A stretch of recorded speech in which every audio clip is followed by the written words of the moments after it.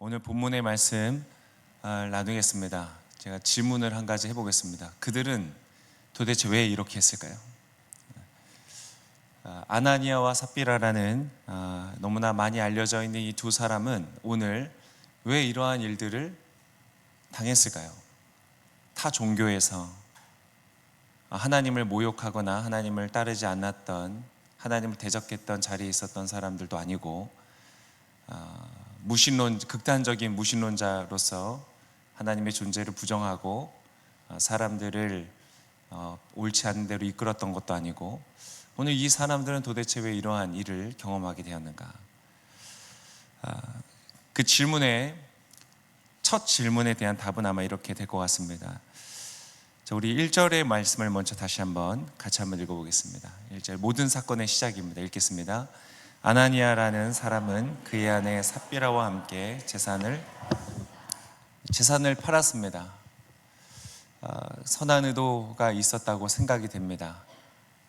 재산을 팔아서 헌금을 했습니다. 그런데 이 사람들이 그러면 왜 재산을 팔았는가? 그 이유는 사실 바로 이 전 구절, 바로 이 절에, 바로 전절에 그 힌트가 나옵니다. 4장 37절에 이렇게 기록되어 있습니다. 같이 한번 읽어보겠습니다. 그 사람이 자기의 밭을 팔아서 그 돈을 사도들의 발 앞에 갖다 놓았습니다.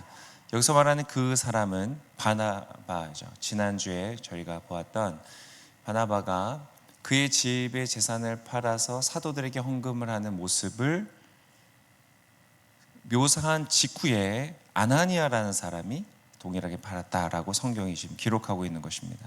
바나바는 지난주에 저희가 보았던 것처럼 위로의 사람으로 온 교회의 칭찬과 칭송을 받는 사람이었습니다.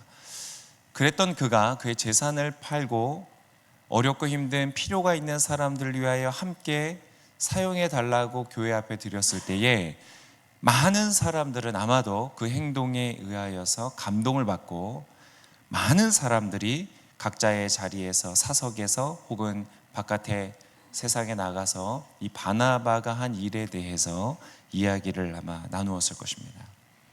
아나니아와 삽비라는 그 모습을 보면서 부러움을 느꼈을 것입니다.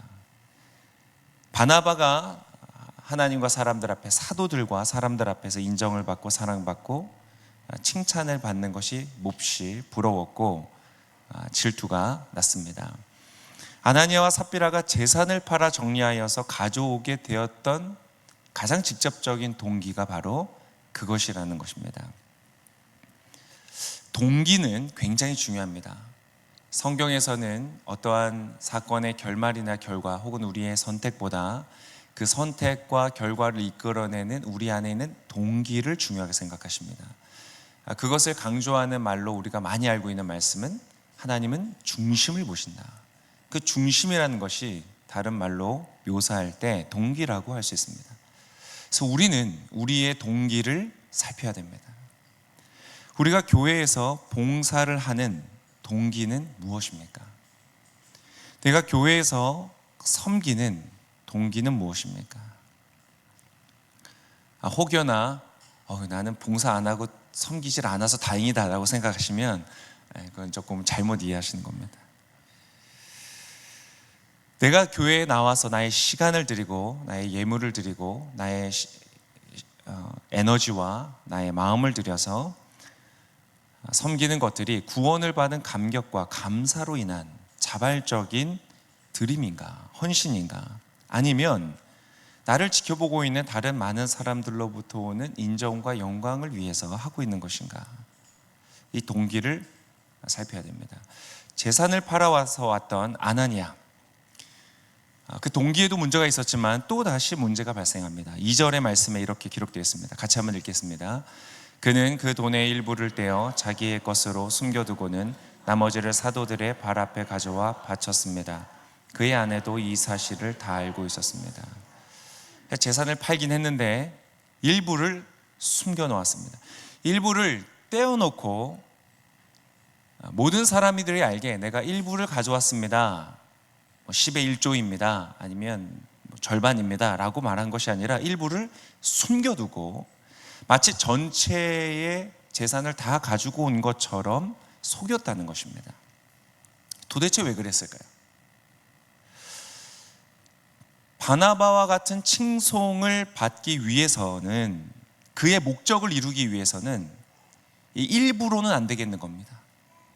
바나바가 지금 사람들로부터 받고 있는 영광을 얻기 위해서는 한 부분만을 드려서는 안 되겠습니다. 그래서 전체를 드려야는 되겠는데 다 드리기에는 아까운 마음이 생기는 겁니다.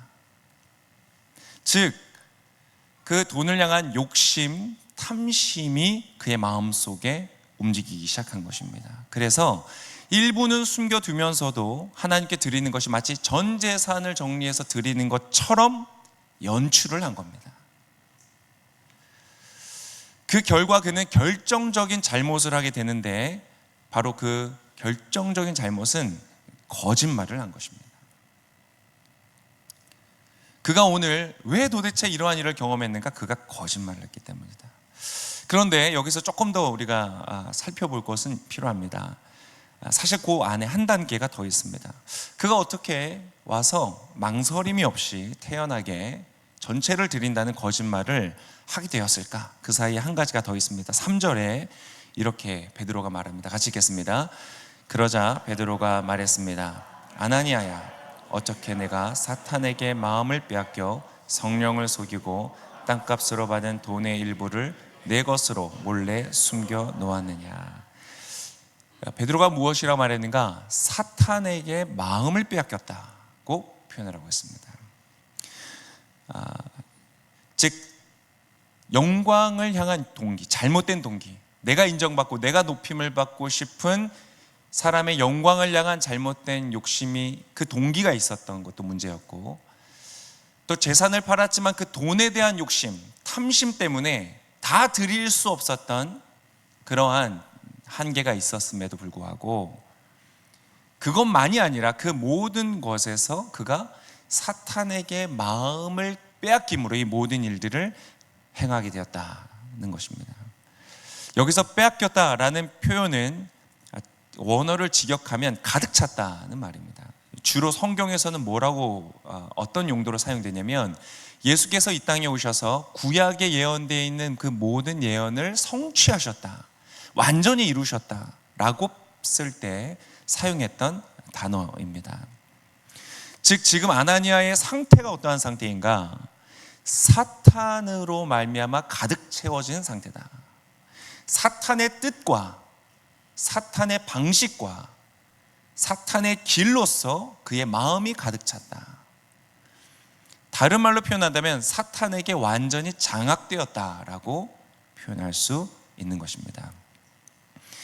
즉, 이것을 다시 풀어서 설명을 하면, 사람의 영광을 향한 욕심, 그리고 돈을 향한 욕심이 사단을 향하여서 문을 열어주었고, 결국 그는 그 사단으로 인하여서 완전히 장악되어 사도들과 교회 앞에서 서슴없이 거짓말을 하게 되었다는 것입니다. 이런 상태와 비슷한 상태를 경험한 사람이 성경에 또 나옵니다. 누군지 아세요? 네, 바로 가룟 유다입니다. 그는 이 재물에 대한 욕심이 많았고 성공에 대한 욕심이 많았지만 드러내지 않았습니다. 성경에서는 가룟 유다가 그것을 추구하는 모습이 나타나지 않습니다. 베드로나 다른 제자들은 자기가 인정받고 성공하고 싶은 것을 종종 노출했지만 유다는 그렇지 않았습니다. 그러나 그는 몰래 그들이 회비로 거두어서 함께 사용하고 있던 돈을 자신의 사비로, 자신의 사적인 이유로 사용을 했던 사람입니다. 그렇게 욕심으로 차 있었던 그의 마음에 사탄이 속삭입니다. 예수를 팔 마음을 집어넣었을 때 그는 그것에 완전히 무방비 상태로 그 거짓말에 장악이 되어버립니다. 결국 그는 그 사탄의 생각과 길에 장악된 채로 살아가다가 결국은 그 길을 헤어나오지 못한 채 자살로 생을 마감하게 됩니다. 사탄의 길에는 생명이 없습니다. 사탄의 길의 끝은 멸망이요 죽음인 것을 우리가 기억해야 됩니다. 자, 2절에서는 이렇게 말했었습니다. 2절, 오늘 본문 2절에 보면 그의 아내도 이 사실을 다 알고 있었습니다. 다 알고 있었다. 땅을 팔아서 드리면서 사람들의 인정을 받고 싶으면서도 그게 좀 아까워서 몰래 숨겨놓고 바치는 모든 것들을 함께 동행하고 동참했습니다. 다 알고 있었다. 그러나 이렇게 질문해 보고 싶습니다. 그들이 몰랐던 건 무엇이었을까요? 다 안다고 생각했습니다. 여기서 안다고 하는 말은 이 원어를 살펴보면 다 생각했고 계산했고 다 고려해 봤다라는 뜻입니다. 즉 이렇게 속여도 아무 일도 없을 것이다 고 생각했다는 것입니다. 그들이 목표하고 있는 사람들의 인정과 칭찬을 받게 될 것이다 라고 생각해서 아무런 방해 없이 목적을 달성해서 그들이 원하는 영광과 돈 모두를 가지게 될 것이라고 판단했다는 말입니다. 그런데 그들이 경험한 결과는 정반대였죠. 그들은 죽었습니다. 공개적으로 모든 사람들 앞에서 죽음을 맞이합니다. 그리고 그것은 수천 년 동안 많은 사람들에게 경종을 울리는 이야기로 아나니아와 삽비라의 이름은 너무나 유명합니다. 도대체 그들이 몰랐던 것은 무엇일까요? 다 아는 줄 알았던 그들이 예상하지 못했고 계산하지 못했고 정말로 몰랐었던 것이 무엇일까요? 여러분 무엇일 것 같으세요? 은사를 몰랐을까요? 예언의 은사를 모르고 알아낼 것이라는 어떤 그러한 것들을 몰랐을까요? 아닙니다. 그들이 몰랐던 것은, 여러분 잘 들으셔야 됩니다. 그들이 몰랐던 것은 바로 거룩입니다. 거룩의 개념을 몰랐습니다. 이 사람들이 왜 죽었을까요? 3절의 말씀을 다시 한번 자세히 살펴볼 필요가 있습니다. 3절 같이 한번 읽겠습니다. 그러자 베드로가 말했습니다. 아나니아야, 내가 사탄에게 마음을 빼앗겨 성령을 속이고 땅값으로 받은 돈의 일부를 내 것으로 몰래 숨겨 놓았느냐. 그 뒤로 가면 너희는 교회를 속이거나 사도를 속인 것이 아니라 하나님을 속인 것이다 이렇게 말합니다. 자, 그들이 죽은 결정적 이유는 무엇이냐? 거짓말을 한 것이 아닙니다. 그들이 즉각적으로 심판을 받은 직접적인 이유는 바로 성령을 속였기 때문입니다. 성령이라는 말에 한자죠. 이 한자 자체에 거룩하다는 말이 들어가 있습니다. 원어로는 뭐라고 되어 있냐면 푸뉴마 호하기온이라는 단어입니다. 푸뉴마는 아시는 것처럼 영을 말합니다. 거기에 붙어있는 하기온이라는 것이 바로 거룩이라는 겁니다. 아주 가장 거룩한 것을 표현할 때 쓰는 단어입니다. 하나님은 어떠한 분인가? 그분은 영이신데 가장 거룩한 영이시다. 그분을 정의할 때, 그분을 묘사할 때, 표현할 때 단 하나의 단어를 쓴다면 그것은 무엇이냐? 선함도 탁월함도 능력도 아니라 그분은 거룩하신 분이시다. 거룩이라는 말은 들어보신 적이 있을 텐데요, 구별되어 계시다는 겁니다. 어떠한 피조물과도 같지 않는 창조주이시고 주인이시고 모든 것을 아시고 다스리시는 분이시고 사람은 볼 수 없는 중심을 살피시는 분이시고 그분은 우리와는 레벨이 다르신 분이다. 공의로우시고 영광스러우시고 위대하신 하나님이시다. 이것이 바로 거룩의 개념입니다. 그분은 비교할 수 있는 존재가 없다.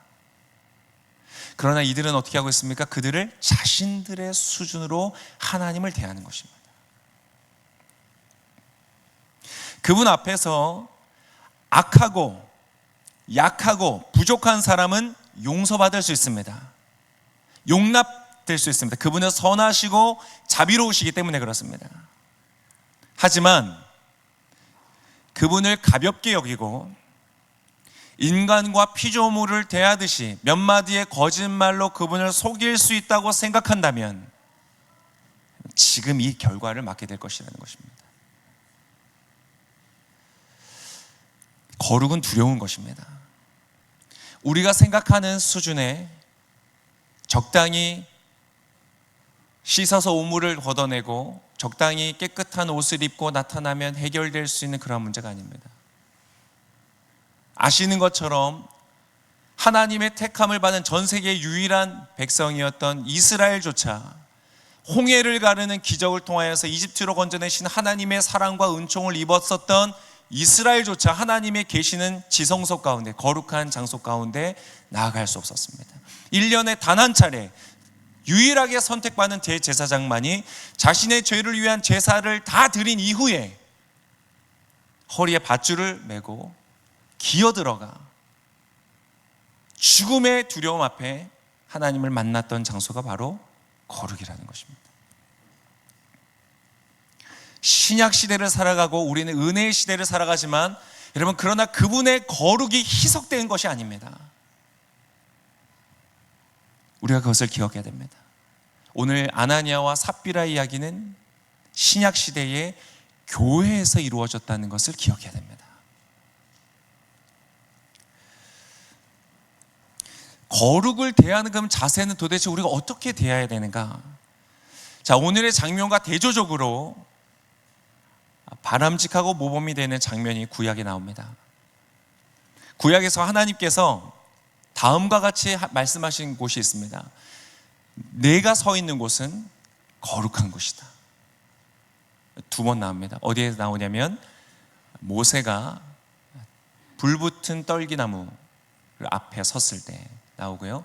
그리고 여호수아가 여리고를 향하여 진격할 때에 하나님의 군대 장관을 만나는 장소에서 그러한 말씀을 하십니다. 그때 거룩이라는 단어가 나옵니다. 지금 너가 서 있는 곳은 거룩한 곳이다. 화려한 왕궁이나 어떤 멋진 빌딩이 있고 대단히 멋지고 화려하고 비싼 그러한 건물들이 있어서가 아닙니다. 혹은 아주 멋지고 웅장한 이 땅에 있는 어떤 산맥들처럼 거대하고 웅장한 어떠한 그러한 자연이 있어서 거룩한 것도 아닙니다. 왜 거룩한가? 단순합니다. 그곳에 하나님이 계시기 때문입니다. 건물로, 이곳에 있는 재산적인 가치로 여러분 거룩을 생각하면 안 됩니다. 여러분, 지금 이 자리는 거룩한 자리입니다. 하나님 말씀하십니다. 그분이 계신 곳은 거룩하다. 그래서 그 거룩한 곳에 서 있는 자에게 하나님 뭐라고 말씀하셨는가? 내가 서 있는 곳은 거룩한 곳이니 너의 발에서 신을 벗어라고 말씀하십니다. 이것이 거룩을 대하는 자세입니다. 신발이 무엇입니까? 길을 다니면서 길에 있는 더러운 흙먼지나 오물들로부터 우리의 발을 구별시켜 줍니다. 더러워지지 않도록 보호해 주는 것이죠. 그런데 그 신을 벗는다는 것은 상징적인 의미를 갖는 것입니다. 우리는 세상을 살아갑니다. 그리고 세상의 방식에 영향을 받습니다. 그리고 사실 우리 안에 세상이 있죠. 하나님의 이름으로 부름받은 성도라는 우리의 이름 자체에, 우리의 호칭 자체에, 직분 자체에 거룩이 있지 않습니까? 여러분, 집사도 권사도 장로도 목사도 아무것도 아닙니다. 그건 역할에 대한 호칭일 뿐입니다. 그건 레벨도 아니고 나를 완성하는 방식도 아닙니다. 오히려 더 중요한 하나님의 부르심은 성도라고 부름받는 것입니다. 그러나 우리가 세상을 살아가면서 어떻습니까? 끊임없이 세상의 영향을 받습니다. 오물이 묻습니다. 그 방식과 습관들이 나의 삶의 태도와 자세에 영향력을 끼칩니다. 아나니아와 삽비라처럼 돈을 향한 욕심이, 사람들의 인정을 향한 욕심이, 잘 되고 싶은 욕심이 끊임없이 나의 생각과 마음과 존재에 영향을 끼치는 것이죠. 신을 벗는다는 것은 무엇인가? 바로 그러한 삶의 모습들을 벗어두는 것입니다. 이것이 바로 구약에서 말했던 할례의 의미이고 예수님께서 이 땅에 오셨을 때 제자들의 발을 씻기셨던 세족식의 의미입니다. 자기를 부인하고 자기의 십자가를 지고 나를 쫓으라고 말하셨던 그 예수님의 명령과 동일한 의미인 것입니다. 오늘 우리는 지금 이곳에 하나님을 예배하기 위해서 모였습니다. 여기 하나님이 계십니다. 거룩한 곳입니다. 건물이 멋져서도 아니고 십자가가 달린 건물이어서도 아닙니다. 하나님이 계신 곳이기 때문에 거룩한 곳입니다. 여러분, 중요한 질문을 제가 드리겠습니다. 여러분, 이 자리에 예배할 때 신을 벗고 계십니까? 아니면 여전히 세상의 길을 따르면서도 아닌 척하고 앉아 계시진 않습니까? 그냥 조용히 입을 다물고 앉아 있으면 이들과 똑같은 사람이라고 인정되겠지. 아무도 모를 거야. 그냥 여기서 일주일에 한 번 예배를 드리고 돌아가면 내 삶의 구원이 보장이 되겠지. 여전히 돈을 사랑하고 사람의 인정을 받기 위해서 인생의 목적을 두고 살아가면서도 이곳에서 거룩한 존재로 있는 것 같은 종교 생활을 하고 있는 것은 혹시 아니지? 여러분 질문하셔야 됩니다. 여러분 지금 이 시대의 많은 교회들의 문제가 무엇일까요? 많은 사람들이 이야기하죠. 은과 금은 내게 없거니와. 이제는 은과 금이 없지 않죠. 오늘 이 모든 일들의 결과와 반대 길을 가고 있기 때문에 그렇습니다. 오늘 읽진 않았지만 13절에 보면 이러한 본문이 나옵니다. 13절 같이 한번 읽어보겠습니다. 시작. 다른 사람들은 감히 그 모임에 끼어들지 못했습니다. 그러나 백성들 사이에서는 그들에 대한 칭찬이 자자했습니다. 이것이 반대로 가고 있습니다. 아나니아와 삽비라와 같은 이들이 감히 그 모임에 끼지 못하는 것이 아니라 마음껏 활보하고 다닙니다. 아나니아와 삽비라와 같은 마음의 자세와 태도로 신을 벗지 않은 채로 세상의 방식과 생각을 그대로 가진 채로 사람들의 칭찬이 우리의 선행의 동기가 되고 혹여라도 누군가 나를 무시한다고 생각이 되면 참지 못하고 다른 방식으로 복수하려 합니다. 나의 의견이 수용되지 않으면 분노하고 앙심을 품고 사람들을 차갑게 대하고 용서하지 않습니다. 아나니아와 똑같은 삶의 방식과 길을 걸어가면서도 하나님의 거룩하심에 대한 두려움이 없습니다. 그러한 사람들이 가득 차 있는 교회는 하나님의 임재가 있는 거룩한 장소가 될 수가 없는 것이죠. 그래서 교회는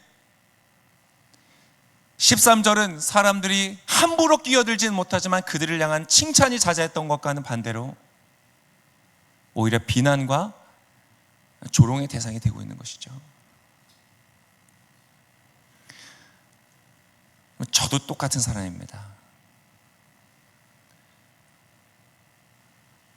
제가 괜찮기 때문에 여러분을 향해서 말하는 것이 아닙니다. 제 안에 똑같은 것들이 있습니다.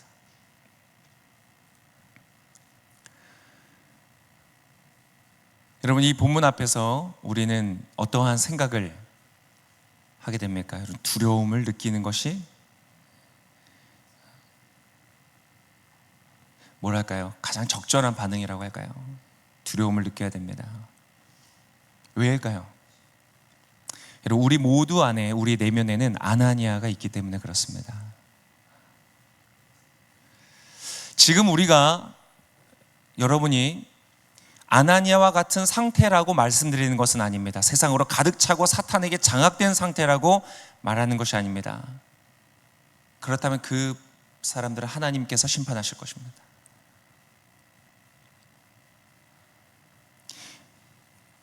제가 말씀드리는 것은 우리가 그러한 상태는 아니라도 우리 안에 아나니아와 같은 부분이 있다는 것입니다. 혹시 내가 아나니아와 같은 상태라고 생각되시는 분은 오늘 회개하셔야 됩니다. 오늘 돌이키십시오.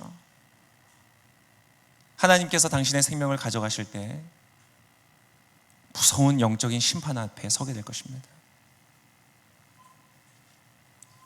자, 그러나 우리 안에 내가 하나님을 믿습니다. 주님을 따르기를 원합니다. 예배하기를 원합니다. 그러나 여전히 우리 안에 아나니아와 같은 부분이 있다는 것입니다. 돈을 사랑합니다. 실제적인 이익을 챙기기 위해서는 거짓말을 마다하지 않습니다.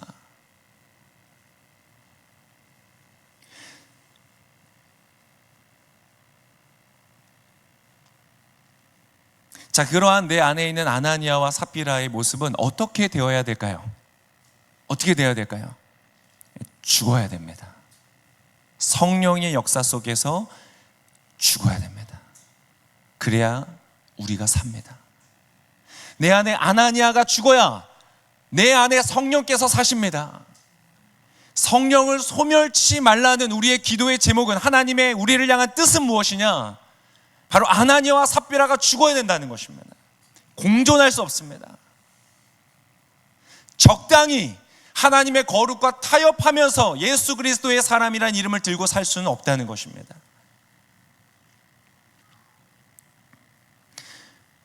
갈라디아서의 말씀과 같이 내가 그리스도와 함께 십자가에 못 박혀 죽었나니가 저와 여러분의 고백이 되어야 되는 것입니다.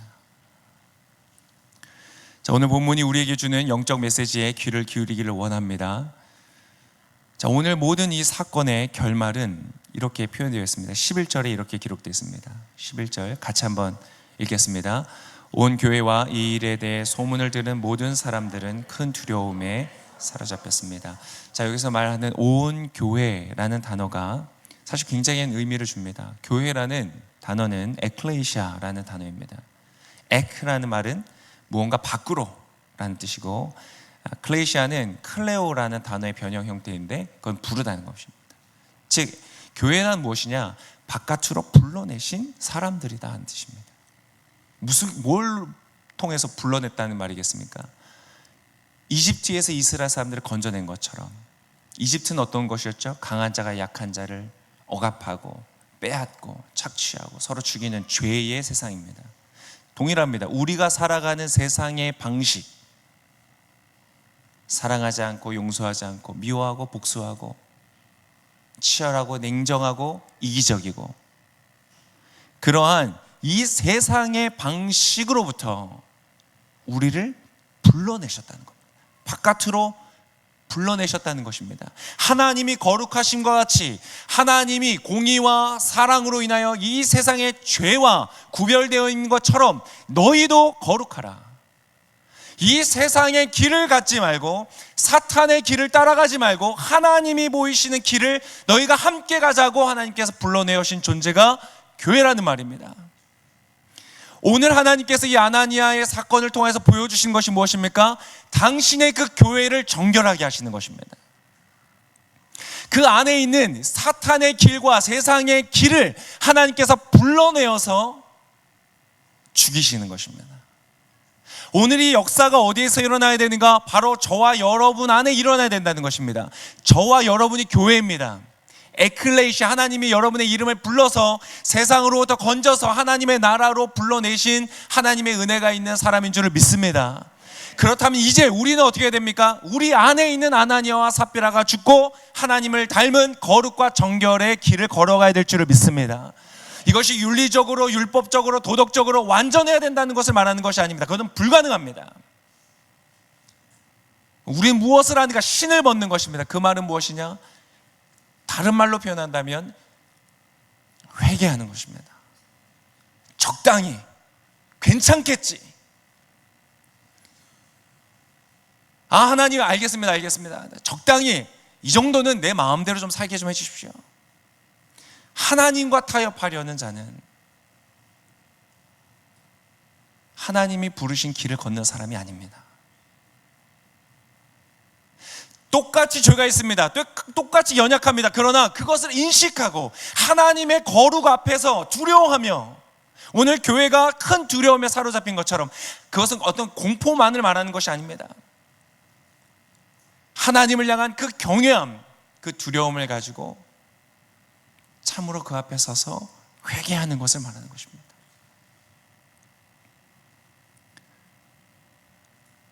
이 회개가 오늘 저와 여러분의 마음속에 있기를 예수 그리스도의 이름으로 축복합니다. 저 여러분이 할 일은 신을 벗는 것. 오늘 저와 여러분이 하셔야 되는 일은 베드로의 역할을 하시면 됩니다. 여러분의 마음 안에 있는 아나니아를 불러내십시오. 적당히 이 정도는 괜찮지, 이 정도 어쩔 수 없지, 그래 사람은 그런 거야 라고 타협하고 덮어두고 지나가지 마십시오. 아나니아를 불러내십시오. 여러분 안에 있는 잘못된 동기들, 이기적인 욕구들, 욕심들, 탐욕들, 음란들, 이것을 불러내십시오. 그리고 하나님 앞에 가져가십시오. 그러면 거룩하신 영이신 성령께서 그 죄를 죽이실 것입니다. 씻기실 것입니다. 새 마음을 주실 것입니다. 언제까지 끊임없이 그 죄에 반복되어 끌려다니는 인생이 아니라 이제 그 죄의 사슬이 끊어지고 자유하며 구원받았으며 거룩한 삶의 길을 하나님께서 인도하시며 이끌어 가실 것입니다. 그 역사가 하나님께서 오늘 저 여러분에게 이루기를 원하시는 역사인 것입니다.